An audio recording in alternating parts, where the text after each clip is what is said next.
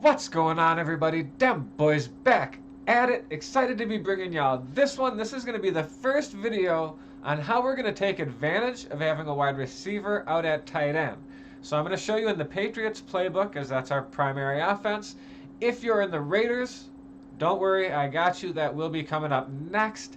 If you have any just kind of questions about that, what plays, you can drop something in the comments there and I can give you some good generalizations, point you in the right direction anyways. With all that being said, let's get right into it. So, Singleback Wing Tight is the formation we're going to use, and I'm going to give you a run and a pass to start. So you're going to just come over to 6-0, lineman 2-1, doesn't matter, whatever. 6-0 lineman, that's going to get your receiver, and if you don't know what I'm talking about, just go back and check my how to put a wide receiver at tight end. Not really necessary to run this offense, but it's what makes it noteworthy. So halfback dive would be the run play that you would throw at folks. There are some playbooks that have a little like a stretch with a slant on the backside in this set as well. You could run that. But what we're going to focus on here today is mesh. So the first thing that I'm going to try to do is identify who is covering A. A is going to be your wide receiver. So A is going to be on a go. B is going to be on a flat. We will block Y. Just because, I mean, if you need to leak him out or something, fine. There's very little reason to do so, though. You're better served to have that extra blocker to give you a bit of time for everything to develop, in my opinion, with this play. So the first thing I want to do is, like I said, identify who the heck is covering my receiver. Right? If I realize that it's, not a safety, maybe it's a linebacker, well, we know what's going to happen. Even safeties down on the line, you're going to have a good receiver there. Odds are you might be able to go ahead and smoke them, right? So let's just say the user sees that and he comes up here to take that away. Your other route that can get manned here is going to be X. Don't really look to B or RB to be man beater. Is really not going to happen. So the most likely way this would happen is the user sees that, panics, and you just go ahead and low point that into X. Man still has a hard time dealing with low points. All right.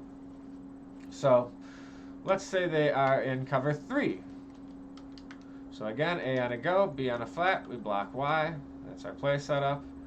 The two things that I'm really going to look at out the gate is A, can I go ahead and throw A right up the seam early? And B, can I go ahead and throw B early, right? Are they playing back? So if maybe they're backing off their purples, maybe I can go ahead and bang, hit B real quick. Obviously do a much better job of turning upfield. Whatever, not what I'm here to do. Otherwise, I'm just going to go ahead and let's say they are down on B a little bit. So to cover 3, maybe they go ahead and hard flat. You're going to note right away, okay, they're down on B, so I know my running back's likely to come open. If the user hops on that, I'm going to go back and look for X coming through the yellows, and you'll just low point X through a little hole in the zone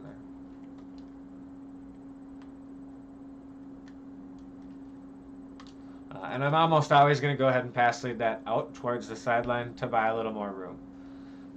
We'll go ahead and watch the replay on that real quick, just because I do want you to see what I mean over here with him coming through the holes in the zones. So obviously where, I could try to throw it right in there and zip it in. As he would come across, you can typically find holes.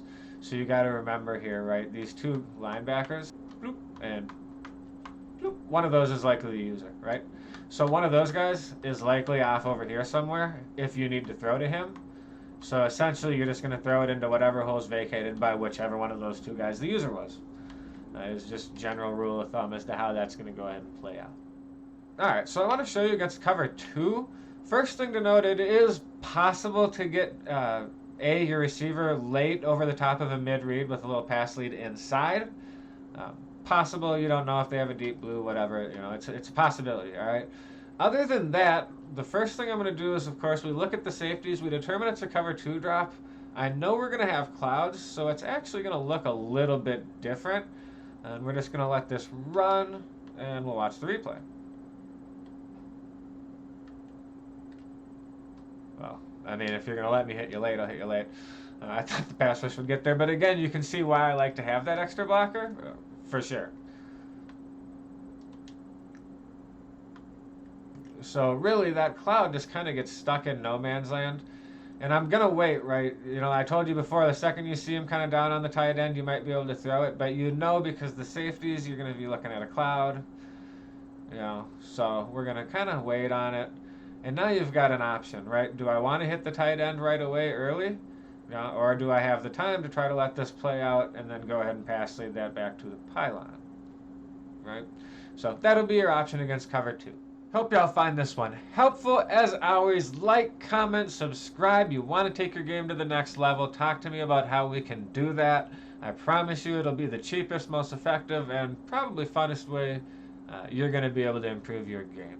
Dem boys, peace.